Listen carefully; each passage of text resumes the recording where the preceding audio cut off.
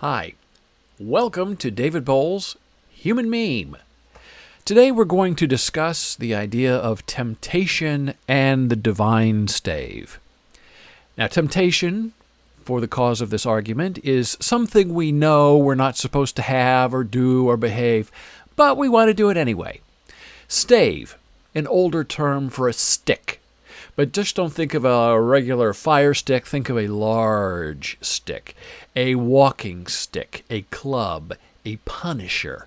You decide how big it is, but that's the idea of the divine stave. We're going to attack it from these angles: religion, social policy, laws, and the moral conundrum. We want what we cannot have. And the threat of the stave against our heads and knuckles and ribs and ankles used to be enough to stop our selfish behaviors. We covet what we see every day. We desire things that are unbecoming to us as human beings, and yet we still chase them. How do we deal with these cravings, these wants, these unrequited loves that are not possible? Well, repression is one way. Don't think about it. Keep it inside. That makes things come out other parts of us in perhaps bad ways. Repression is ineffective. Mind control, mind is more powerful than the bodily urges, also effective, but not always realistic. The truth, when crushed to the ground, shall rise again. So we turn to impulse control. Then we let loose our demons on everyone else. When we cannot control the impulse, we turn to the maturity of the adult and not wanting childish things.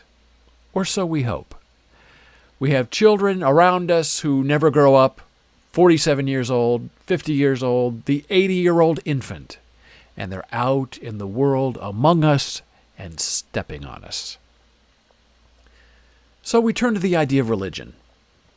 Religion is all about controlling desire and temptation and the indoctrination of children. We are taught to fear God, but we are also taught to ask for His forgiveness so we may turn around and do it all over again without price or repercussion. Some prefer the Old Testament God, cruel, punishing, unforgiving, tough. The New Testament God is perhaps not as cruel. Gets along with people a little bit better. More forgiving. You know, you're my second, third child, so I'm not going to be as hard on you as I was on my very first one. Adam and Eve, the garden, okay. First-timers, we'll let it go for the rest of the millions of you. So what's the modern interpretation? Old Testament, New Testament, Testament for a new day? Well, it leaves us rudderless, because the word is still there, but the meaning is lost on us. We are lost in an immoral cesspool without a compass. The punishment waiting for us is usually in the afterlife. Oh, just you wait until you're dead. Then you're really going to suffer. If funerals are for the living, then the grave is more of a sadomasochist experience, heretofore unimagined. Social policy. Embarrassment of doing the wrong thing used to be a powerful cudgel to control proper behavior. Don't do that for fear of mockery and ridicule. People will laugh at you as you walk down the street. The idea of the public square, where you go for punishment and watching people get hanged by nooses or shot by firing squads, became the newspaper. I know people who regularly to this day still read the obituary. Oh, I outlived that son of a gun. And they check for bankruptcies so they can find a way to let that person know, I know what you did. You used the system. I still have to pay my bills. You're out on the street with free money. And after the newspaper and the obituary, we now have social media. Facebook, people shame each other, they stalk each other, they share things, they take things away. It's a very interesting social policy that we use to try to resist these temptations. Now, the innocent among us in all of this are, of course, the children. They are indoctrinated today into what? Well, sometimes religion, but oftentimes it's television, music, radio, entertainment. And they're running wild. We have feral children in our society. The parents are right there in the store with them, walking, and the children are wiping out everyone in their way as they run around. Right? You've seen it. There's no supervision, no care, no want to be connected to these children. And they grow up into aimless adults who never leave the house, never respect the law, and are forever lost in an ether that they did not commit.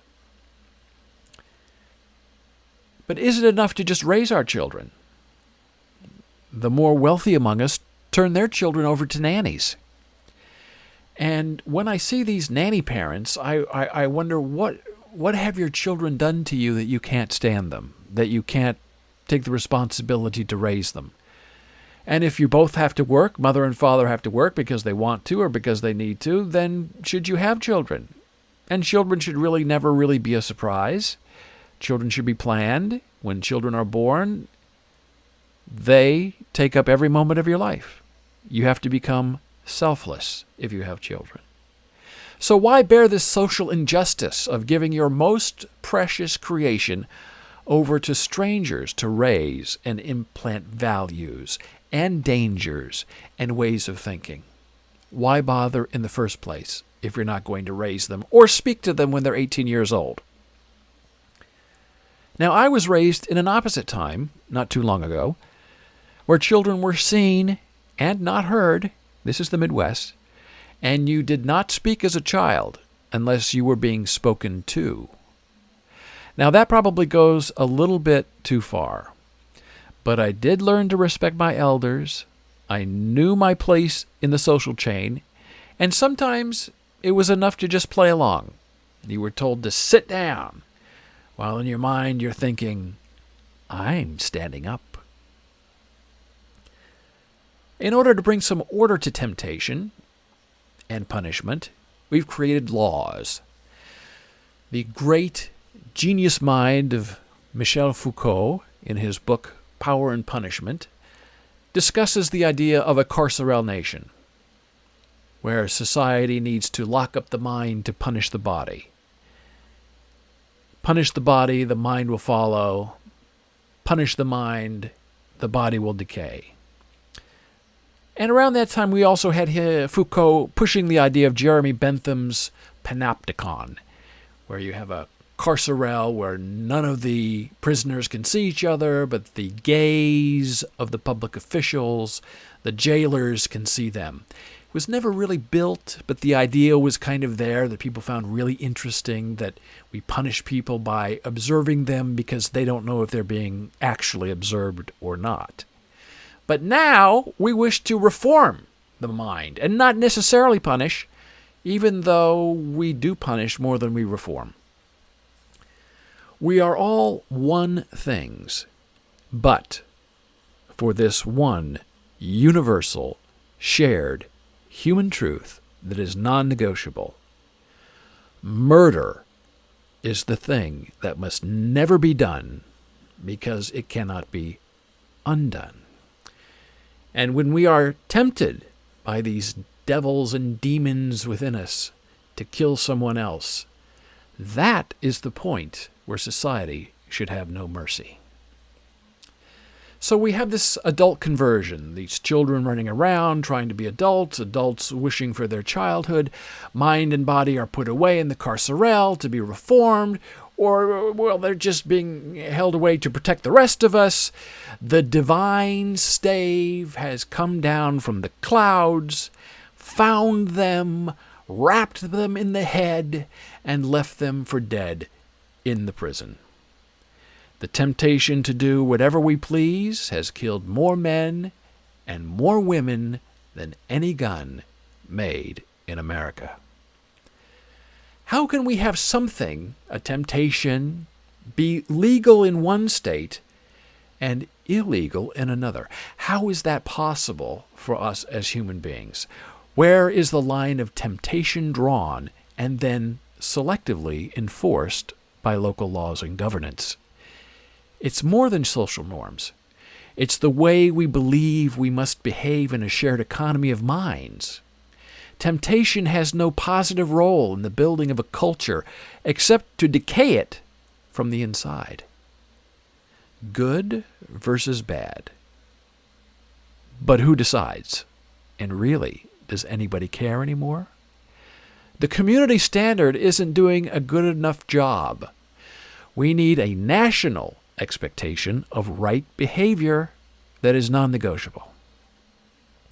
Finally, this leads us to this moral conundrum, this moral question, this riddle of what are we doing here and how do we get out of here? Intact and alive and happy. Where is our compass? Where is our moral compass? Is it made of ferrite, stone, or amber? How do we establish our moral comfort in a decaying and decomposing world? We carefully draw lines of distinction without definition, all in the hope of culturalization and evolution, yet we always fall backward into blood, into temptation, into the other want. To restrict any desire today is to actively decompress the self in ubiquity. And we certainly can't have that, can we? Who would be left to hold the selfie stave? Thank you for listening. Be a human meme.